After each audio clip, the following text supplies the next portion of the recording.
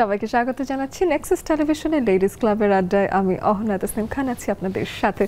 আজকেও বরাবরের মতো একটা চমৎকার বিষয়, শুক্র এবং শনিবারের এই লেডিস ক্লাবের আড্ডাতে আমরা 1 ঘন্টা নারীদের জীবনের নানান জায়গা নিয়ে, নানান রকম কর্মক্ষেত্র নিয়ে এবং তাদের জীবনের নানান গল্প আপনার কাছে তুলে ধরবার চেষ্টা করি। সেভাবেই যে বিষয়টা আজকে রেখেছি সেটা হলো স্বাধীন জীবন যাপন। নারী জীবনে স্বাধীনতা আসলে কতটুকু দরকার সেটা নিয়ে এখনো 2025 সালে এসে কথা বলতে হয়। সেটাই হয়তো কিছুখানি একটা বলবো যে একটা সাইন, একটা প্রতীকী যে নারী জীবনে স্বাধীনতার এখনো প্রয়োজন রয়েছে। দেশ স্বাধীন হয়েছে 1971 সালে, নারী স্বাধীনতা নিয়ে এখনো কথা বলতে হচ্ছে। নারী স্বাধীনতা মানে নিজের আত্মমর্যাদার জায়গাটা থেকে নারীর কিন্তু নিজে থেকে নিজেকে সাহায্য করবার যে জায়গাটা তৈরি হয়েছে, নিজের সিদ্ধান্ত নিজে নিতে পারবার মতো যে ব্যাপারটা রয়েছে, সেই সব জায়গাগুলোই আসলে তুলে ধরতে চাই। আপনাদের সবাইকে স্বাগত জানিয়ে নিচ্ছি, সাথে 3 জন বন্ধুর সাথে পরিচয় করিয়ে দিতে চাই। শুরুতেই আমাদের সাথে আছেন জেসমিনা হোসেন জুই, তিনি প্রতিষ্ঠাতা ও পরিচালক হিসেবে আছেন নকশি কাঁথা ফাউন্ডেশনে। অনেক অনেক স্বাগত জানাই। ধন্যবাদ। তার পাশেই আছেন নাজমা পারভিন শিমু, তিনি স্বত্বাধিকারী হিসেবে আছেন শিমুস ফ্যাশন হাউস এবং বাহারি আচারের। স্বাগত জানাই। আসসালামু আলাইকুম। তার পাশে আছেন সৈয়দা শামিমা সুলতানা হ্যাপি, তিনি সভাপতি হিসেবে আছেন নকশি কাঁথা ফাউন্ডেশনে। স্বাগত। 3 জন বন্ধুর সাথে আপনাকে পরিচয় করিয়ে দিলাম। তারা যে 3 জন নিজেদের মধ্যেও বেশ মিল রেখেছেন, তাদের কাপড় দেখে একের সাথে টেরও পেয়ে যাচ্ছেন নিশ্চয়ই, এবং তাদের জীবনের গল্প শুনবো। তারা 3 জনই ভিন্ন ভিন্ন জায়গা নিয়ে কথা বলবেন, নিজের জীবনের আলাদা অভিজ্ঞতা নিয়ে কথা বলবেন। তবে আপনাদের গল্পটাও জানতে চাই। স্বাধীন জীবনযাপনে আপনি কেমন বোধ করছেন, বা স্বাধীন জীবনযাপন মানে আপনার কাছে কি, সেটা অবশ্যই আমাদেরকে জানাবেন। স্ক্রিনে দেওয়া আছে জুমের আইডি এবং পাসওয়ার্ড, সেটা ফলো করে আপনারা আমাদের কাছে এসে গল্প করতে পারেন। আমরা আসি শুরুতেই জেসমিনা আপুর কাছে। যদিও জুই মানে জেসমিন, তাই তো? জেসমিন মানে জুই, জুই মানে জেসমিন। তো আমার তারপর জেসমিনা শব্দটা খুব ভালো লাগছে। নকশি কাঁথা ফাউন্ডেশন নিয়ে শুনতে চাই, এই জায়গাটা তৈরি করলেন কি ভাবনা থেকে? প্রথমে ধন্যবাদ জানাই আপু, এরকম সুন্দর একটা পরিবেশে আসার সুযোগ করে দেওয়ার জন্য নেক্সাস টেলিভিশনকে। আর অবশ্যই আমার পাশে যে 2 জন আছেন, একজন হচ্ছেন হ্যাপি আপা, সৈয়দা শামিমা সুলতানা আমার সভানেত্রী বা সভাপতি, আর আরেকজন আছেন আমার বরিশালের টিম লিডার, হ্যাঁ, যিনি আমার উপদেষ্টা পরিষদে আছেন। তো আমরা একসাথে অনেক দিন ধরে কাজ করতেছি। আর আজকে আপনাদের এই আড্ডার সুযোগ পেয়ে আমরা কেউ লোভ সামলাতে পারিনি, এবং আমরা 3 জনই নকশি কাঁথার ডিজাইন করা শাড়ি পরেছি, হ্যাঁ, এবং আমাদের হাতে তৈরি করা মোমবাটিকের ব্লাউজ পরেছি। অর্থাৎ আমাদের নিজস্ব যে কাজ সেটাকেই আমরা আমিও একটা নিয়ে পরে নিতাম।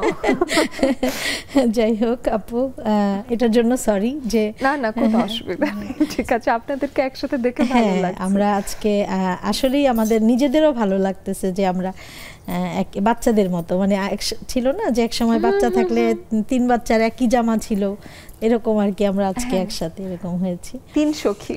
হ্যাঁ, আমরা ভালো, আমরা আসলে সুখে দুঃখে সবসময় আমরা একসাথেই থাকি। আমার গল্পটা কি আপা জানেন? আমি নকশি কাঁথা এই জন্য আমার ফাউন্ডেশনের নাম দিয়েছি যে যখন একটা মানুষ নকশি কাঁথা তৈরি করে, একা কিন্তু তৈরি করতে পারে না, একটা টিম লাগে। হ্যাঁ, তো ধরেন 10 জন নারী একসাথে বসে একটা নকশি কাঁথা তৈরি করতেছে।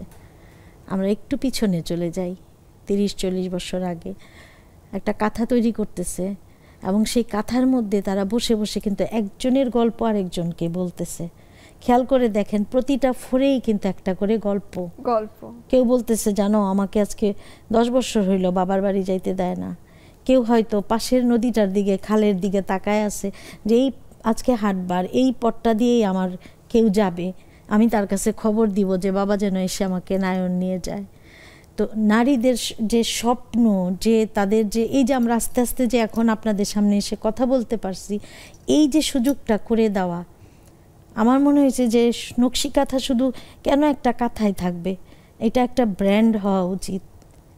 হ্যাঁ, ওই মানুষগুলিকে আরও বেশি সামনে আনা উচিত।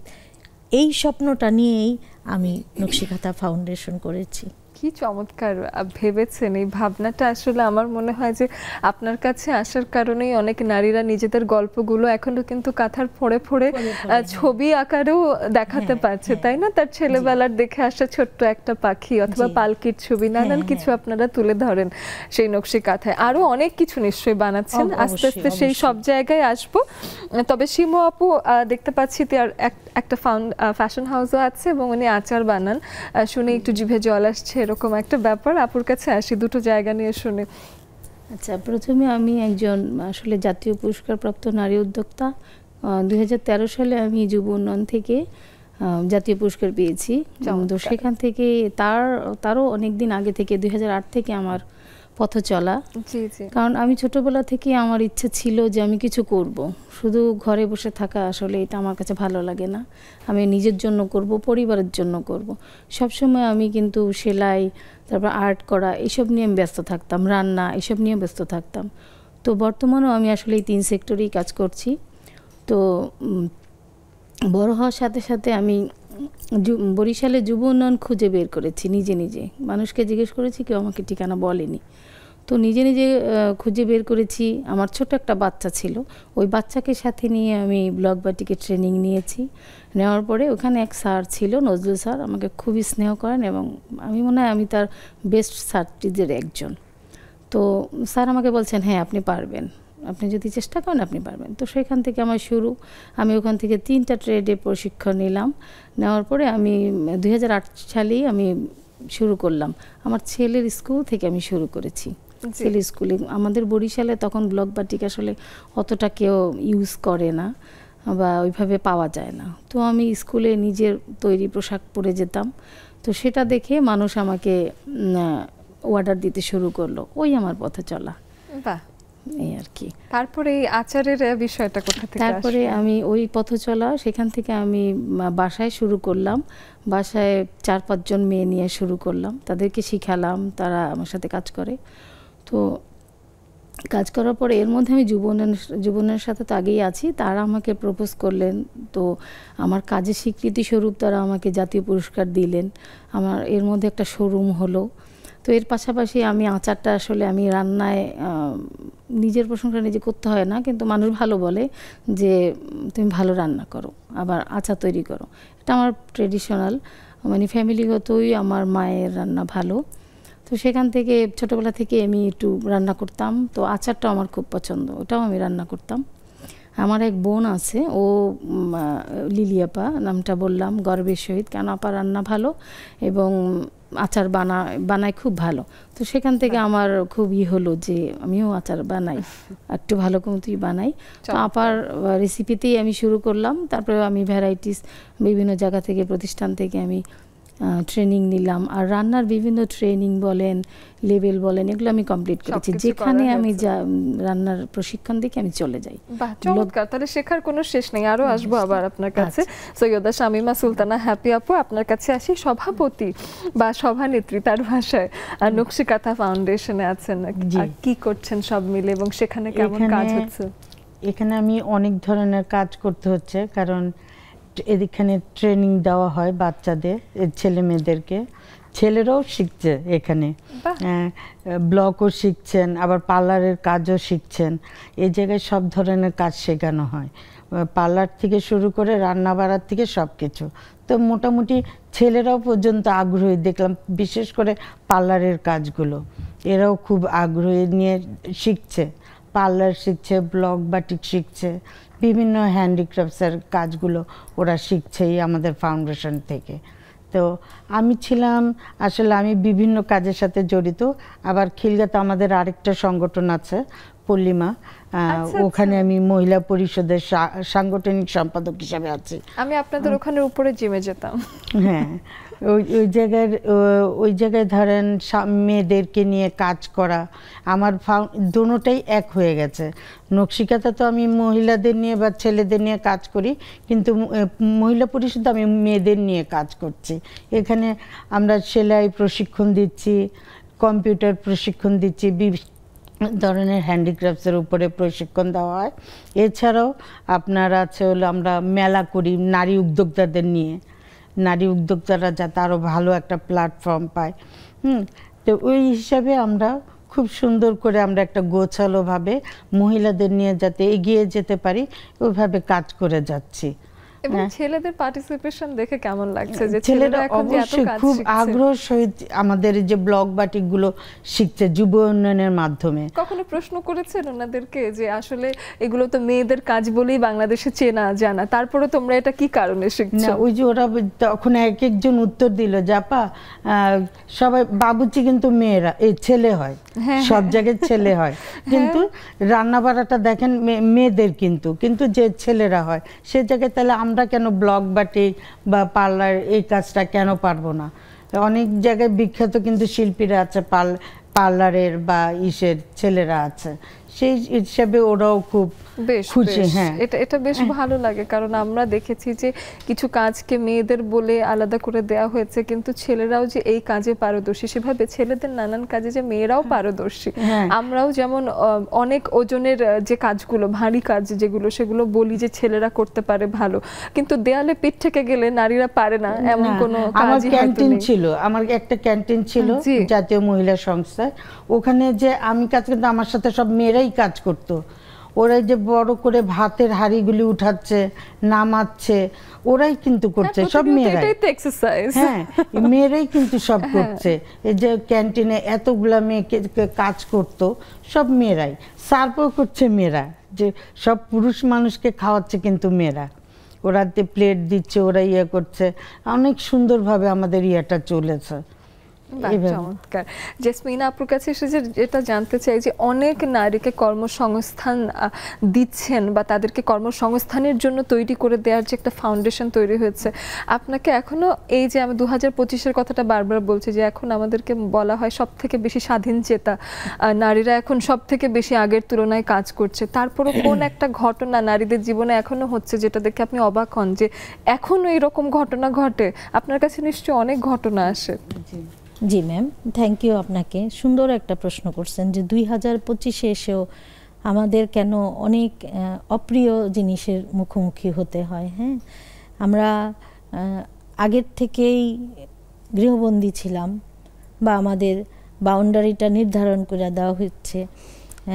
মজার কথা, আপনারা সবাই জানেন যে নূপুর একসময় রাজবাড়িতে রাজকন্যাকে পড়ানো হইতো যে তার সেই নূপুরের শব্দটা কোন পর্যন্ত যায় সেটাকে গেস করার জন্য, অর্থাৎ সে যেন বেশি দূর যেতে না পারে। আর আমরা আজকে হাঁটতে হাঁটতে নেক্সাস টেলিভিশনের স্টুডিওতে, তার মানে সেইখানকার থেকে আমরা অনেক বেশি সামনে চলে আসছি, তাই না? বা চেষ্টা করতেছি, আমরা এসেছি। এখন আমার একটা কথা, আমি জানি না আমি এই কথাটা বলার পরে সমালোচনার মুখোমুখি হব কি না। এখন সবাই চায় সম অধিকার, নারী পুরুষের সম অধিকার। আমি সম অধিকার চাই না। আমি যে নারী, আমি যে আমার মর্যাদা কতটুক, আমার সত্তাটাকে কিভাবে বিকশিত করব, আমি যে ঢাকা বিশ্ববিদ্যালয়ে মাস্টার্স করা একটা মেয়ে, হ্যাঁ, আমার কতটুক পাওয়া দরকার, সেটা স্বামী হোক, সন্তান হোক, সামাজিক হোক, রাষ্ট্রীয় হোক, অর্থনৈতিক হোক, মানে ধর্মীয়ভাবে হোক, আমার যে প্রাপ্যটা সেইটা আমি চাই, সেই অধিকারটা আমি চাই। তুমি ছেলে, তুমি শার্ট খুলে অনেকে দেখেন এখন ফেসবুকে ট্রোল করে, এই করে সেই করে, যে আমি একটা মেয়েকে বলছি আমি 2 মনের একটা বস্তা তুলবো, তুমিও তুলো। আমি এই অধিকার তোমার কাছে চাই না। তুমি যেটা শারীরিকভাবে করবা আমি সেটা ব্রেন দিয়ে করব।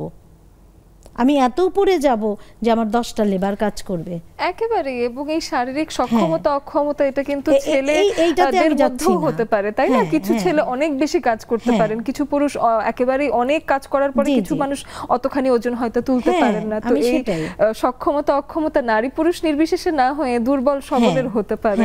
এবং সেই বিষয়ে আরো আসবো। একটা বিরতির সময় হয়ে গেছে, একটা বিরতি নিয়ে আবারও আড্ডায় মেতে উঠবো আমরা, তেমনই প্রত্যাশা। আপনাদেরকেও চাই যে আপনারা আমাদের স্ক্রিনে দেখানো জুমের আইডি এবং পাসওয়ার্ড ফলো করে চলে আসবেন যখনই সুযোগ পাবেন। পুরো 1 ঘন্টার এই আড্ডা যত তাড়াতাড়ি যুক্ত হবেন ততই চমৎকার হয়ে যাবে আড্ডাটা।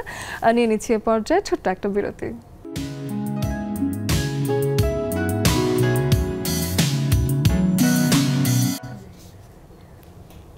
ফিরে আসলাম ছোট্ট একটা বিরতির পর। এই পর্যায়ে আরও একবার মনে করিয়ে দিতেই চাই, আমাদের স্ক্রিনে জুমের আইডি এবং পাসওয়ার্ড ফলো করে আপনারা এসে আমাদের সাথে আড্ডা দিতে পারেন। এবং আমাদের এই আয়োজন সরাসরি সম্প্রচারিত হচ্ছে আপনার টেলিভিশনে তো বটেই, সাথে নেক্সাস টেলিভিশন, নেক্সাস লাইফস্টাইল দুটো ফেসবুক পেজে, এবং দুটো ফেসবুক পেজে গেলেই আপনারা কিন্তু আমাদের সাথে যুক্ত হয়ে যেতে পারবেন মন্তব্য বাক্সের মাধ্যমেও। সাথে আমাদের ক্যাপশনে কিন্তু আমাদের এই লাইভে জুমের আইডি এবং পাসওয়ার্ড দেওয়া আছে, যেটা ফলো করে আপনারা এসে আমাদের সাথে আড্ডা দিতে পারবেন। শুধুমাত্র নারী বন্ধুরাই আমাদের সাথে জুমের আড্ডায় যুক্ত হতে পারেন। যে কোনো পুরুষ বন্ধুরা যারা আমাদের আয়োজন ভালোবাসেন, আমাদের সম্পর্কে আপনি কিছু বলতে চান, তারা অবশ্যই মন্তব্য বাক্সে আপনারা কিছু লিখে দেবেন, অর্থাৎ কমেন্ট বক্স, ফেসবুকের কমেন্ট বক্সে আপনারা লাইভে লিখে দিতে পারেন, সেখান থেকে আমি মন্তব্য পড়ে শোনাবো। আমি এখন এ পর্যায়ে জুই আপুর কাছেই যেটা শুনছিলাম, বেশ একটা কথার মাঝখান থেকে সরে গেছি, সেখান থেকেই আসি আবার। তো এই নারী স্বাধীনতা বলতে আমি যেটা বুঝি, নারীর স্বাধীন জীবন যেটা বুঝি আমি, সেটা হচ্ছে যে শক্তির কোনো বড়াই নাই। হ্যাঁ, আমি যদি হিন্দু হই তাহলে হিন্দু ধর্মটাকেই আমি ভালো করে সামনে নিয়ে যাব। আমি যদি মুসলিম হই, মুসলমান ধর্মটার ভিতরে যা যা আইন কানুন আছে সেটা মেনেই, অর্থাৎ আমি আমার ধর্মটাকে সামনে রেখে আমি আমার স্বাধীনতাকে ভোগ করতে চাই। ধর্মের কিন্তু বাণী হলো শান্তি। সেটাই সেই ক্ষেত্রে আমি সেটাই বুঝাইতে চাই, সেটাই আসলে পুরো দেশ জুড়ে, পৃথিবী জুড়ে এটাই কামনা। সেটাই। আমার অনেক হিন্দু ছাত্রী আছে যে আইডিয়াল স্কুলের টিচার, অনেকে অনেক বড় বড় জায়গায় এখন কাজ করতেছে, অনেক মেলা অর্গানাইজার আছে। যেমন আমি নিজে একজন মেলা অর্গানাইজার, কারণ কাজ শিখাই, সে কাজগুলি সে কোথায় নিয়ে যাবে, তাকে তো সেল করতে হবে, তাকে তো আর্ন করতে হবে। প্লাস এখন বর্তমানে আপার মতো আমিও হচ্ছে 2012 সালে ন্যাশনাল অ্যাওয়ার্ড হোল্ডার। অনেক ধরনের পুরস্কারই আমাদের ঝুড়িতে আছে, কারণ 89 সালে মেট্রিক পরীক্ষার পর থেকে এই লাইনে কাজ করতেছি। এখনও স্টিল নাও এখন এনএসডি এর অ্যাসেসর হিসাবে কাজ করতেছি ব্লক বাটিকের উপরে। একদম হাতে কলমে মেয়েদেরকে আমরা ব্লক বাটিকে লেবেল দিচ্ছি। হ্যাঁ, যেই লেভেলগুলি মেয়েদের হইলে মেয়েরা চাকরির ক্ষেত্রে, চাকরির বাজার বা উদ্যোক্তার বাজার বা বিশ্ব বাজার, বাণিজ্য বাজার যেটা, সেটাতে তারা অনেক ভালো করবে। তো আমি মনে করি যে কর্মদক্ষতা দিয়েই আমরা আমাদের স্বাধীন জীবনটাকে ভোগ করতে পারি। অর্থাৎ আর্থিকভাবে আমি যত উন্নত হব, আমার জীবনটাও তত স্বাধীন হবে। বাহ, চমৎকার বলেছেন। সীমা আপুর কাছে যদি আসি, তার কাছে এসে জানতে চাই যে আপনারও কাজের নানান অঙ্গন আছে, নিজস্ব ফাউন্ডেশন আছে, এবং সেখানকার মাধ্যমে নারী স্বাধীনতা আসলে কিভাবে আপনি নিশ্চিত করেন? আসলে স্বাধীনতা এক একজনের কাছে এক এক রকম। হয়তো আমার কাছে স্বাধীনতা হচ্ছে আমি আমার মনের মতো কারো ক্ষতি না করে নিজের ইচ্ছা মতো মানুষের উপকার করে কিছু কাজ করে যেতে পারি, আর নিজে ভালোভাবে চলতে পারি, আর পরিবারকে ভালো রাখি। এটাই আমি মনে করি স্বাধীনতা। স্বাধীনতা অন্যের কোনো যেন ক্ষতি না হয় আমার দ্বারা, আমি আমার কাজ করে যাব, ঠিক আছে, এটাই স্বাধীনতা। আমি মূলত বর্তমানে আছি যুব উন্নয়নে গেস্ট ট্রেনার হিসেবে 3টি ট্রেডে অনেক মেয়েদেরকে প্রশিক্ষণ দিয়ে থাকি। 3টা ট্রেডে, সেটা হচ্ছে block batik and screen printing, youth kitchen, মানে এখানে বেকিং, কুকিং এইসব রান্নার প্রশিক্ষণ দেওয়া হয়। সাথে আমি আচারটাও ফ্রি শিখিয়ে দেই, কারণ আমি মোটামুটি আমার আচারের একটা বিজনেস আছে। আর সাথে হস্তশিল্পের অনেকগুলো আইটেম আমি শিখাই। সেখানে নেটফুল আছে, জুটের আইটেম আছে, তারপরে পুঁতির আইটেম আছে, অনেকগুলো আইটেম, ম্যাক্রম আইটেম আছে, এগুলো আমি শিখিয়ে থাকি। এটার পাশাপাশি আমি প্রাইভেটও শিখাই। আর বরিশালে ওমেন চেম্বার অফ কমার্স আমাদের, সেখানে আমি একজন পরিচালক। তো সেখানেও আমাদের একটা প্রশিক্ষণ কেন্দ্র আছে, সেখানেরও আমি ট্রেনার, সেখানেও আমি ট্রেনিং দিয়ে থাকি। মেয়েরা যেন স্বাবলম্বী হতে পারে, নিজের কাজ করে নিজে চালিয়ে নিতে পারে, কারো কাছে যেন 2 টাকার জন্য মুখাপেক্ষী না হতে হয়, হ্যাঁ, কষ্ট পেতে না হয়, এবং নিজের পরিবার, নিজের প্রিয়জনদের জন্য কিছু করতে পারে। সেজন্যই আসলে আত্মনির্ভরশীল হয়ে ওঠা মেয়েদের খুবই দরকার। বাহ, এই নির্ভরশীলতার যে বিষয়টা দেখা যেত যে সবসময়ই এমনটা দেখা হয়েছে, এই কয়েক বছর, গত 10 থেকে 20 বছরের মধ্যে খানিকটা পরিবর্তন আসা শুরু হয়েছে, যে সময় নারীরা কাজে যাওয়া শুরু করেছেন, আত্মনির্ভর হয়েছেন, তারপরে স্বাধীনতায় কোথায় যেন একটা বাধা, তাই না? সেই জায়গাটা একটু আসে। আসলে আমি মনে করি কি যে আমি সবাইকে বলি যে আমি অলওয়েজ হ্যাপি।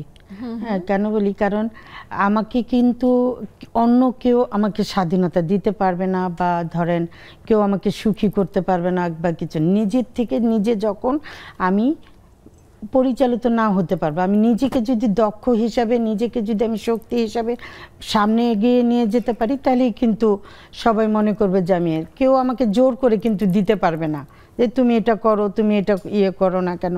ওইটা নিজের থেকে একটা শক্তি আসতে হবে, নিজের একটা থাকতে হবে।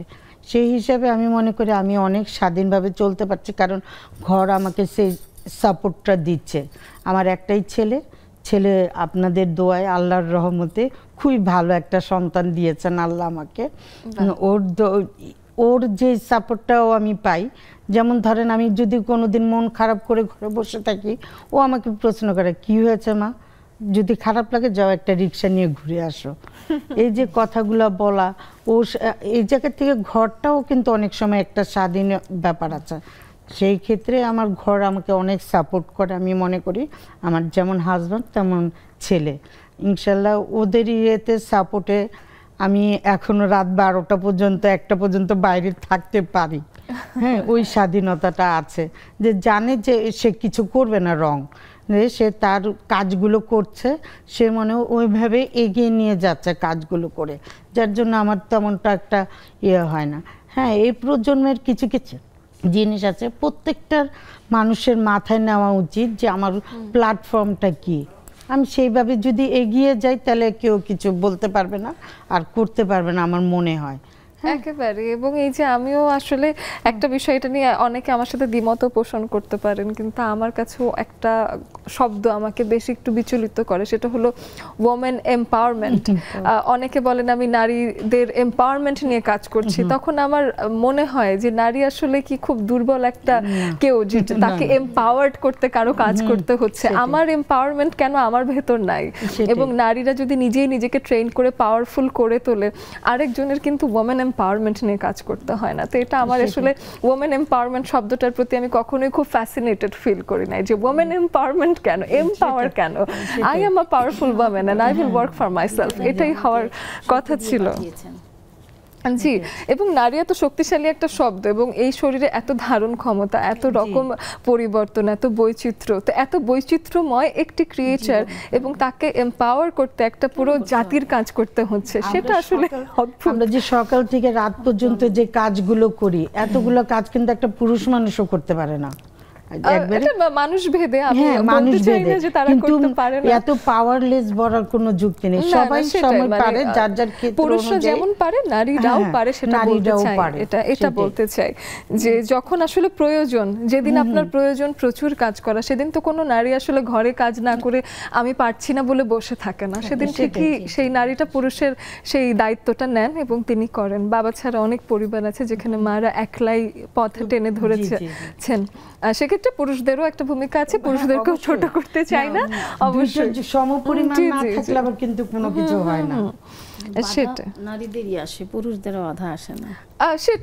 সেটাও আমি বলবো যে পুরুষদের খুব একটা বাধা আসে, তবে পুরুষরা অনেক ক্ষেত্রে যেটা ফিল করেন যে তাদের প্রতি প্রচুর দায়িত্ব হয়ে যাচ্ছে, এটাও অনেকে এটা বোধ করেন। তো নারী পুরুষের এই আলাপে যাবই না, স্বাধীন জীবন যাপনেই চলে আসি আবার জুই আপুর কাছে এসে যেটা জানতে চাই যে এখন বর্তমানে কি কি প্রজেক্ট হাতে আছে যেগুলো কিনা এই সময়ের অনুযায়ী নারীদের খুব কাজে লাগছে, এবং কোভিডের পরে একটা পুরো ব্যাচ এসেছে, একটা ওয়ান্ডারফুল বড় ব্যাচ হয়েছে যে সময় নারী উদ্যোক্তা তৈরি হয়েছে। আপু যেমন 2013 সালে আছেন, আপনিও সেই আগে থেকে শুরু করেছেন, কিন্তু 8 থেকে শুরু করেছেন। তো সেই ক্ষেত্রে কোভিডের পরে অনেক উদ্যোক্তা আসা শুরু হয়েছে এবং আপনাদের উপরও অনেক মানুষ এসে পড়েছে।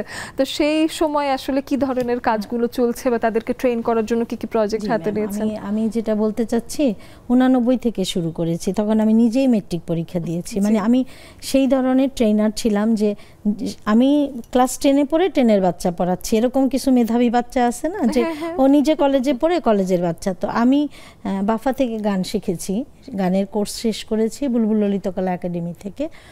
আমার ফ্যামিলি ব্যাকগ্রাউন্ড হচ্ছে গানের, হ্যাঁ, তো সেদিকে আর না যাই। হ্যাঁ, তো ভালো গান গায়। হ্যাঁ, আমি একটু শুনবো তাহলে আজকে। আচ্ছা ঠিক আছে, আমি চেষ্টা করব। ঠিক আছে। তো আমি ভাবলাম কি যে আমার নানা ভাই যেহেতু গান গায়, উনি হিজল তমাল একটা অনুষ্ঠান হয়তো বিটিভিতে, ওইটার পরিচালক ছিলেন, হ্যাঁ, মফিজুল ইসলাম। উনি বিখ্যাত নজরুল সমালোচকও প্লাস হচ্ছেন, নজরুল গীতি লিখতেন। আজও মধুর বাঁশুরি বাজে, হ্যাঁ, গভীর রাতে জাগি খুঁজি তোমারে, এই গানগুলি আমার নানার লেখা গান। হ্যাঁ, বিশেষ করে মধুর বাঁশুরি বাজে, এটা তো একটা বিখ্যাত একটা গান। হ্যাঁ, চমৎকার গান। এই গানটা কিন্তু কাজী নজরুল ইসলামের না, হ্যাঁ, এই গানটা লেখা মফিজুল ইসলামের।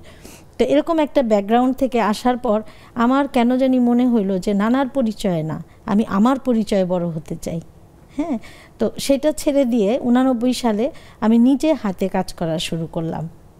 শাড়ি ড্রয়িং থেকে শুরু করে শাড়ি ড্রয়িং করতাম, সোফার কাভার ড্রয়িং করতাম, এইটা সেইটা নানান ধরনের কাজ করতে করতে যখন ঢাকা বিশ্ববিদ্যালয়ে পড়া শুরু করলাম, আমি এক একটা ড্রেস নিজে করতাম, ফ্যাশন ডিজাইন যেটাকে বলেন। তো পরের দিন আমার ফ্রেন্ডরা, মানে মেয়ে ফ্রেন্ডরা, তারা আমার ধরে মার দিত, এই ড্রেসটা তুমি করছো, আমাদেরকে বলো নাই, এবং তুমি পরছো, হ্যাঁ, আমাদেরকে একবারের জন্য বলো নাই যে ডিজাইনটা এরকম করা যায়। হ্যাঁ, তো এরকম করতে করতে আমাকে একটা করে দে, ও বলতো তুই আমাকে একটা করে দে, এই কাপড়টা চেঞ্জ করে দে, কালারটা চেঞ্জ করে দে, রংটা চেঞ্জ করে দে। এরকম করতে করতে আমার এক সময় ভিতরে স্বপ্ন জাগলো যে বড় করে কেন নয়। হ্যাঁ, তারপরে আপা শুরু করলাম পার্লারের কাজ, পার্লার দিলাম। তারপরে হচ্ছে নকশিকাথা ফাউন্ডেশন নামে এই জন্য করলাম যে আমি শুধুমাত্র হাতের কাজের মধ্যে সীমাবদ্ধ ছিলাম না, মেলা অর্গানাইজার হলাম, তারপরে হচ্ছে আপনার বিউটিশিয়ান, বিউটি পার্লারের কাজ শিখে বিউটিশিয়ান হলাম। হ্যাঁ, আমি ফুডের কাজ শিখে রান্না শিখাইতে শুরু করলাম। হ্যাঁ, মানে একই অঙ্গে কত রূপ, সেই বিষয়ে আবার আসবো। আবার একটু বিরতির সময় হয়ে গেছে, গল্প করতে করতে আসলে বিরতি নেয়ারও একটা প্রয়োজন বোধ করি। ফিরে আসছি কিছুক্ষণের মধ্যে।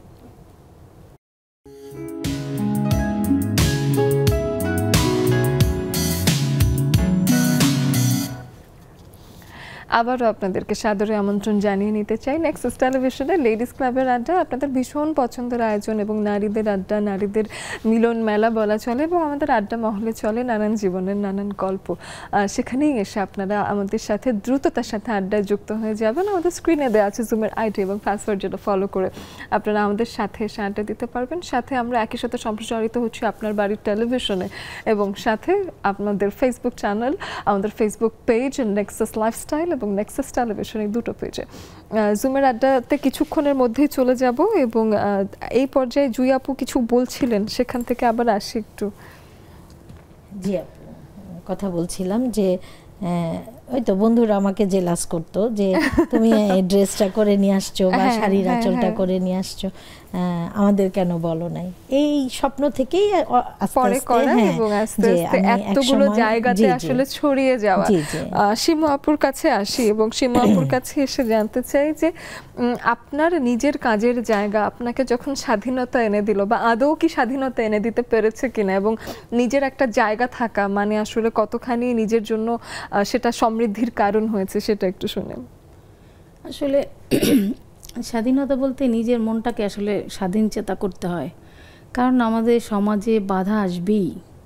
যেহেতু নারী, আপনি ছোটবেলা থেকেই বাধার সম্মুখীন হতে হতেই বড় হবেন, কিন্তু আমার নিজের অধিকারটা আমাকে বুঝে নিতে হবে, কারো ক্ষতি না করে। এই কথাটা আমি আগেই বলেছি, কারণ আমি জন্মগতভাবে কিছু অধিকার নিয়েই বড় মানে জন্মেছি, কিন্তু সমাজ, পরিবার অনেকেই অনেক অধিকার আমাকে দিতে চায় না বা দিবে না, কিন্তু নিজের অধিকারটা আদায় নিজেকেই করে নিতে হবে। হ্যাঁ, পাছে লোকে কিছু বলে, ঠিক আছে, পাছে লোকে কিছু বলবেই, কিন্তু সেটা শুনে আমি যদি আমার কাজ বন্ধ করে বসে থাকি, তাহলে আজকে আসলে এই জায়গায় আসতে পারতাম না। সেটা একটু শুনে। হ্যাঁ, অবশ্যই আমার পরিবার থেকে, শ্বশুরবাড়ি থেকে সবসময় বাধা ছিল যে তুমি কেন কাজ করবে, কিসের অভাব। কাজের কি অসুবিধা, মানে আপনার পরিবার এমনিতেই অনেক সমৃদ্ধ, সেই কারণে আপনার কাজের প্রয়োজন নেই? সেই কারণে না, আমি ঘরের বউ, আমি রান্নাবাড়া করব, বাচ্চা পালন করব, আর স্বামীর সেবা করব। শ্বশুর শাশুড়ি থাকলে মানে বাঙালি পরিবারের যেটা করে সেটা করব। আমি বাইরে কেন কাজ করব, নিজের মতো করে একটা কিছু করব, আর আর্ন করার আমার কোনো দরকার নেই। এটা আমি কিন্তু একটা লাইফে আপনাকে বলি, আমার লাইফটা 3টে স্তরে আসলে। আমি একটা টাইমে, আমার বাবা যখন সরকারি চাকরি করতেন তখন আমি ঢাকা ছিলাম। আমি মেট্রিক পরীক্ষা 92-র পরে আমি বরিশাল চলে গিয়েছি, আব্বার রিটায়ারমেন্ট হয়ে গেছে তখন। তো সেখান থেকে ইন্টার পড়ার সময় আমার ইন্টার পাশের পরে আমার বিয়ে হলো। সেটা ভাগ্যক্রমে গ্রামে বিয়ে হয়েছে, আমার হাজব্যান্ড গ্রামে, আমাদের ব্যবসা, ওষুধের ব্যবসা। যাই হোক, সেই ফ্যামিলিতে আসলে তারা কখনোই চায় না আমি কিছু করি, কিন্তু আমি তো নাসর বান্দা, আমি কখনোই ঘরে বসে থাকবো শুধু রান্নাবাড়া করব, এটা আমার কখনোই ইচ্ছা না। আমি আমার হাজব্যান্ডকেও বলেছি যে শুধু তুমি ভেবো না যে শুধু রান্নাবাড়া করার জন্য আমার জন্ম হয়েছে, আমি কিন্তু অনেক কিছু করব বা আমার স্বপ্ন নিয়ে আমি এগিয়ে যাব। সে আমাকে কিছু বলে নাই, পরিবারেও বলে নাই। আমার পরিবারে শ্বশুর শাশুড়ি তারা আসলে চাইতেন না, সত্যি কথা, তারা এখন বেঁচে নেই। এটা হলো ট্র্যাডিশনাল একটা মাইন্ডসেট থেকে আসে, যেমন আগের দিনের মানুষ, আপনার শ্বশুর শাশুড়ি মানে তারা আগের প্রজন্মের একটা মানুষ, সেই প্রজন্মের একটা অভ্যাস ছিল, সেই কারণে তারা চেয়েছে একটা বউ যে ঘরের কাজ করবে, বাচ্চা লালন পালন করবে, এরকম তাদের কথা শুনবে সবসময়, সবকিছু। এটাই, এটা আসলে সব ফ্যামিলিতে আমাদের। কাজ করেও কি তাদের সেবা করতে পেরেছেন? হ্যাঁ, আমি প্রথম জীবনে কি করেছি, আমি হাতের কাজ তো করতাম, সাথে প্রথমে একটু গ্রাম সাইডে ছিলাম, যেমন বরিশালের চরমনাইতে ছিলাম আমি। তখন আমি কি করলাম, একটা এনজিওতে ঢুকলাম। এনজিওতে সেবামূলক কাজ করেছি, ন্যাশনাল নিউট্রিশন প্রোগ্রামে আমি 10 বছর কাজ করেছি। সেটা হচ্ছে ভিজিট সুপারভাইজারের কাজ। আমার সাইন না হলে অপুষ্টি বাচ্চারা খাবার পেত না। তো আমি বাসার রান্না বাড়া ঠিকঠাক রেখে, আমাদের একটু কাজের হেল্পিং হ্যান্ড ছিল, তো ও করতো আর আমি করতাম, আমার শাশুড়ি হেল্প করতো, সবাই মিলে করতাম। কিন্তু কিছু কিছু কাজ আমাকেই করতে হতো, যেমন রান্নাটা আমাকেই করতে হবে, তুমি যেখানেই যাও রান্নাটা আমার করতে হবে, টেবিলে বেড়ে আমাকেই দিতে হবে, সন্ধ্যার নাস্তা আমাকেই রেডি করতে হবে। কাজের মানুষ থাক, তাতে কি, ঠিক আছে। তো এগুলো করেও আমার বাচ্চাও ক্লাসে কিন্তু ফার্স্ট গার্ল ছিল, আমার মেয়ে ছিল। তো আমিও ফিল্ডেও ভালো সুপারভাইজার ছিলাম। একটা ভালো মেয়ে পেয়েছেন আপনি, যে কিনা মার ব্যস্ত থাকার পরেও সে নিজের পড়াটা করে নিয়েছে।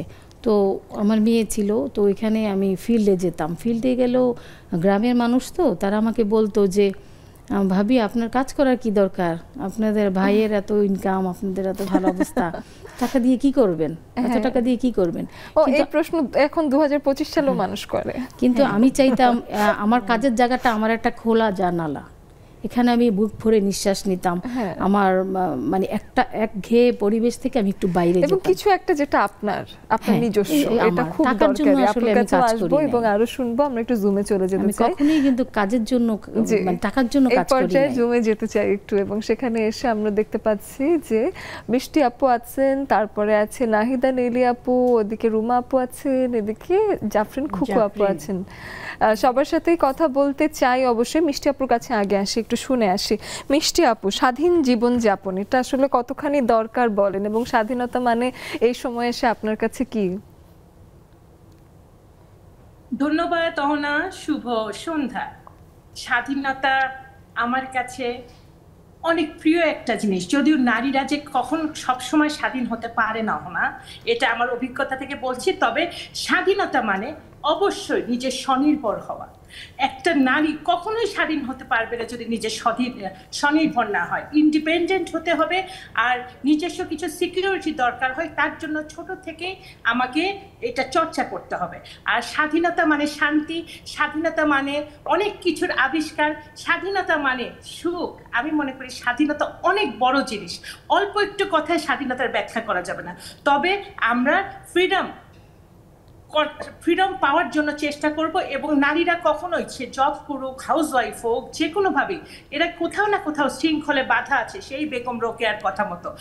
আমরা চেষ্টা করব এই শৃঙ্খলাটা ধীরে ধীরে ভাঙতে। তবে সব শৃঙ্খলা নাই, কিছু ভালোবাসা আছে, সেটা আমাদের আগলে রাখে আর স্বাধীনতা অর্জন করার চেষ্টা করে যাব সব সময়। বাহ, চমৎকার মিষ্টি আপু, সুন্দর বলেছেন। এবং স্বাধীনতা আমার কাছে সবসময় মনে হচ্ছে স্বাধীনতা আসলে স্বাস্থ্যকর হওয়া দরকার। স্বাধীনতা যখন অস্বাস্থ্যকর হয়ে যায় তখনই আসলে কেমন যেন বিশৃঙ্খল লাগে, স্বাধীনতা বিশ্রী দেখতে হয়ে যায়। তো সেই ক্ষেত্রে স্বাধীনতাকে যখন নারীরা সুন্দরভাবে ব্যবহার করেন, সেই স্বাধীনতাই কিন্তু বেশ সুন্দর। যেমন বেগম রোকেয়া সাখাওয়াত হোসেন তিনি দেখিয়েছেন সেই স্বাধীনতা, আর এখনকার স্বাধীনতার সংজ্ঞা অনেকটাই পাল্টে গেছে যুগের পরিবর্তনে। আসতে চাই হ্যাপি আপুর কাছে। হ্যাপি আপু, আপনি তো ভীষণ হ্যাপি থাকেন সব সময়। হ্যাঁ, হ্যাপি নামের সাথে কাজের মিল আছে একদম। তো সেই ক্ষেত্রে আমি জানতে চাই যে আপনি কাজে যান এবং পরিবার সামলান, একসাথে সবাইকে হ্যাপি করেন কিভাবে? এটা আসলে যার যার পরিবেশ পরিস্থিতি বুঝে মানুষ ওইটা করে। যেমন এখন আমি এখানে আসার আগেই যেমন বলছে আমার খাবারটা আগে রেডি করে দিয়ে যাও, আমার ওটা রেডি করে দিয়ে আসতে হলো। তাহলে তারাও সুখে রইলো, আমিও শান্তিতে, কোনো চিন্তা নাই। তাহলে এখন আমি মাইন্ড সেট আপ আছে যে আমি কোনো সমস্যা হবে না, ওই জায়গার থেকে। তাহলে আমার পথ যদি আমি সঠিকভাবে পদক্ষেপ নেই যে সঠিকভাবে, তাহলে কিন্তু আমরা সবাই সুন্দরভাবে এগিয়ে যেতে পারি আমি মনে করি। হ্যাঁ, কারণ আগে আমার ঘর বলেন, বাইরের বলেন, যেটাই বলেন, আমি একটা কাজ করব, এটা আমার মাইন্ড সেট আপ আগেই হয়ে যায় যে আমি এই কাজগুলি করব ঠিক মতন। তাহলে আমার সব কিছু যদি আমি ঠিকভাবে এগিয়ে এগিয়ে নিয়ে যাই, তাহলে আর কোনো সমস্যা হয় না মনে হয়। আমি সেভাবে স্বাধীনভাবে নিজেকে প্রেজেন্ট করতে পারি, সব জায়গায় স্বাধীনভাবে চলতেও পারি, আমার কোনো বাধা নাই। ওই যে ব্যালেন্সটা করতে পারলে আসলে ওই যে বললাম স্বাধীনতা কিন্তু সুন্দর দেখায়, এবং স্বাধীনতা মানেই হলো আমার যা ইচ্ছে তাই করব, ছেলেরা যা ইচ্ছে তাই করবে, আমিও সেটা করব। সেই ছেলেরা লুঙ্গি পরে দেখে যে আমার লুঙ্গি পরে নেচে বেড়াতে হবে, এটা তো না। স্বাধীন তো ওইটাকে বলে নাই। যার যার কর্মক্ষেত্র অনুযায়ী যার যার অবস্থান বুঝে সে স্বাধীনভাবে যদি চলতে চায়, তার প্রতিটা পদক্ষেপ মসৃণ হতে হবে। মসৃণভাবে যদি আমি সুন্দর মতন চলি, তাহলে কিন্তু কোনো কিছুতে হবে না, কারো দৃষ্টিকটুও হবে না, কারো খারাপও লাগবে না। আপনি যখনই একটা কিছু করবেন বিপরীতে, এখন যদি আমি একটা লুঙ্গি পরে আসতাম, আপনি কি বলতেন, তাই না? এটা তো আমার সাথে যায় না, তখন আমি আপনাকে স্বাধীনতা দিতাম না। তাহলে এটাই স্বাধীনতা মানে, এটাই না, উচ্ছৃঙ্খলতা না। সবকিছুর মধ্যে বজায় রেখে একটা মেয়ে মানুষের যতটুকু, ছেলে হোক মেয়ে হোক, যার যতটুকু যেভাবে চলার, আমি মনে করি চললে মনে হয় এতে কোনো বাধাগ্রস্ত হয় না। একেবারেই তাই। এবং ইদানিং স্বাধীনতা বলতে দেখা যায় যে দেশের ক্ষেত্রেও তা, দেশও যদি উচ্ছৃঙ্খল হয়ে চারিদিকে মব জাস্টিস শুরু হয়, সেটা কিন্তু স্বাধীনতা নয়, বরং স্বাধীন দেশের প্র্যাকটিস আমরা ভিন্নভাবে দেখে এসেছি। আমরা আসি নাহিদা নেলি আপুর কাছে, এবং স্বাধীন জীবন যাপনের অভ্যেসটা আসলে কোথা থেকে শুরু হয়, বা স্বাধীন জীবন যাপন বলতে আসলে কি বোঝেন নাহিদা নেলি আপু, আপনার কাছে শুনি। আসসালামু আলাইকুম আপু, শুভ সন্ধ্যা সবাইকে। আসলে স্বাধীন জীবনযাপনটা আমাদের ছোট থেকেই শুরু হয়। ছোটবেলায় আমরা মা বাবার কাছে যে স্বাধীনতা পাই, ওটা আমরা যে ছোটবেলা আমাদের মতো আমরা স্বাধীন থাকি, তবে আমরা যখন বড় হই সেই স্বাধীনতা কিন্তু আমি যা করতে চাইবো, যেমন সেটা ভালো কাজ, সেটা কোনো খারাপ কাজে নয়, যেমন আমার জন্য কারো ক্ষতি না, আমার স্বাধীনতার জন্য অন্য কারো যেন স্বাধীনতা হরণ না হয়, কারো ক্ষতি না হয়, এটাই হচ্ছে আমার স্বাধীনতা। আমি যা করবো সেটা যেন সবার ভালোর জন্য হয়, সেটাই হচ্ছে স্বাধীনতা আসলে। তা আমি বলি কি, আমার স্বাধীনতাটা আমি এমন ভাবে উপভোগ করবো যেন আমি অন্য কারো ক্ষতির কারণ হয়ে না দাঁড়াই, আমি ভালো করতেই পারি যেন স্বাধীনতা। এবং বাচ্চাদেরকেও নিশ্চয়ই আপনি এগুলো শেখাচ্ছেন, কারণ স্বাধীনতার অভ্যেসটা শেখাটা শিক্ষা প্রতিষ্ঠান থেকেও হয়, এবং শিক্ষিকা হিসেবে আপনিও একটা বড় গুরু দায়িত্ব পালন করেন, যেখানে কিনা স্বাধীনতা আসলে কি সেটাও বাচ্চাদেরকে শিখিয়ে তো ওদের মনে মননে সবখানে আসলে ভেতরে স্থাপন করে দেওয়ানোটার দায়িত্ব আপনি পেয়েছেন। খুব চমৎকার একটা দায়িত্ব। রুমা আপু আছে, রুমা আপু আছে, এবং পরে খুকু আপু আছে, এদিকে মিষ্টি আপু যুক্ত হয়েছে। গতকাল রুমা আপুকে অনেকক্ষণ চেয়েছি, কিন্তু কথা হয়নি, তার ভিডিও বন্ধ ছিল। আজকে বিরতি থেকে এসে রুমা আপু কথা বলছি আপনার সাথে, বাকিরাও থাকবেন সাথে। নিয়ে নিচ্ছি এ পর্যায়ে ছোট্ট একটা বিরতি।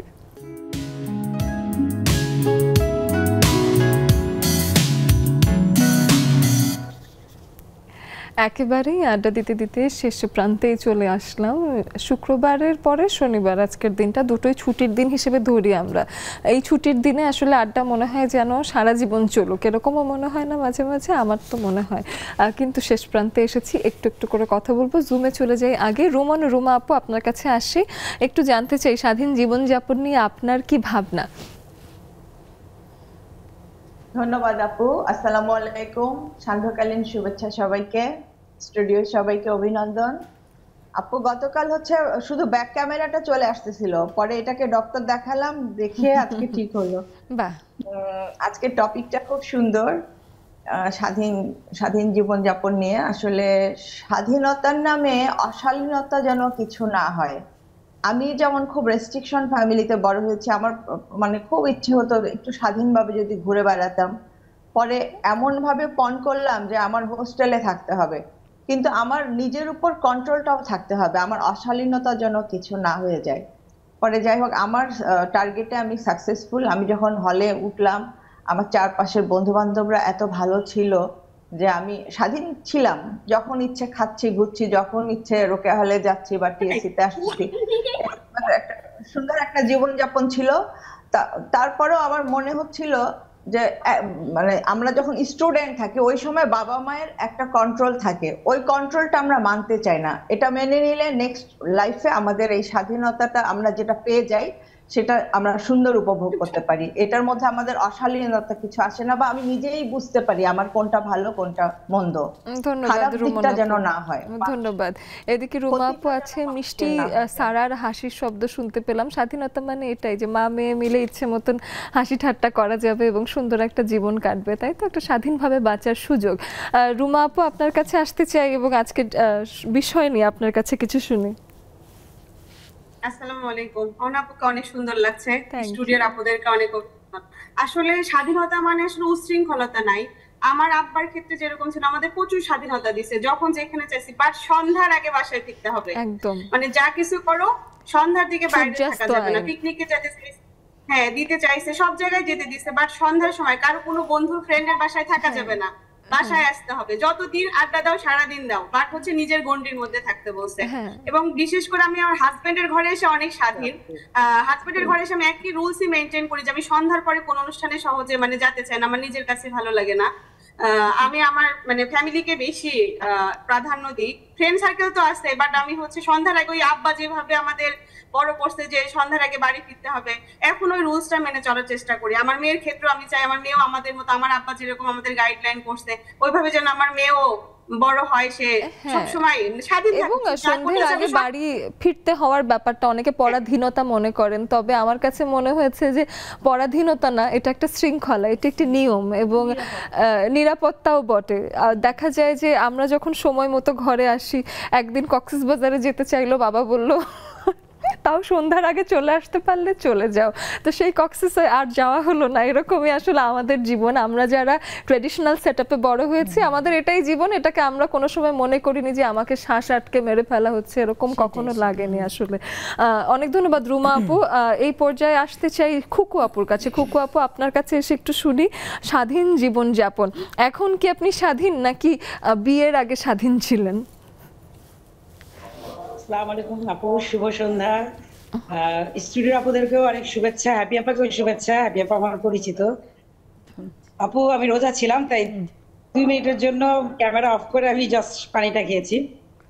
তো আজকে কি বলবো, স্বাধীনভাবে জীবনযাপন আসলে মানুষের, আমাদের যে সময় ছিল সে সময় আমরা যে স্বাধীনভাবে জীবনযাপন করেছি, ফ্যামিলির থেকে যে স্বাধীনতাটা পেয়েছি, এখনো আমরা সন্তানদেরকে সেভাবে স্বাধীনতা দেই। কিন্তু দিলে কি হবে, এখন স্বাধীনতাটা একটু অন্যরকম চিন্তাধারার মধ্যে চলে গেছে। আমাদের সময় ছিল না কোনো অস্থিরতা, ছিল না কোনো উগ্রতা, ছিল না কোনো উচ্ছৃঙ্খলতা। বাবা মার করা শাসনের মধ্যে আমরা স্বাধীনভাবে বড় হয়েছি। আমাদেরকে যেটা করতে চেয়েছি সেটা বাবা করতে দিয়েছে, ঘুরতে যেতে চাইছি ঘুরতে যেতে দিচ্ছে। এখনকার বাচ্চাদেরকে আমরা যদি শাসন করতে যাই, যেটা শুধু যাওয়া আসা না, কোনো জামা কাপড় পরা বা চলাফেরা বা কথা বলা বা তার আচার আচরণ যদি আমরা বলি যে এটা ঠিক না এটা ঠিক, তাহলে সেটা তারা বুঝতে চায় না। স্বাধীনতার মানে কিন্তু শৃঙ্খলতা, অস্থিরতা না। আমি কিন্তু স্বাধীন। অনেক ধন্যবাদ খুকু আপু, অনেক ধন্যবাদ। সময়ের স্বল্পতার কারণে কেটে নিচ্ছি। আমরা আসতে চাই হলো মিষ্টি আপুর কাছে। মিষ্টি আপু, ছোট্ট করে একটু স্বাধীন জীবন যাপন নিয়ে আপনার কাছে শুনবো। মিষ্টি আপু, তো সেও মনে হয় রোজা ছিল মনে হচ্ছে। মিষ্টি আপু, আসসালামু আলাইকুম, শুভ সন্ধ্যা। অহনা আপুকে সবার মতো আমিও বলি খুব সুন্দর লাগছে, খুব সুন্দর, একদম নতুন যেরকম সাজে আবারও সুন্দর। আর আমাদের মৌলিক অধিকার স্বাধীনতা, আসলে অনেকেই বলেছেন স্বাধীনতা সম্বন্ধে।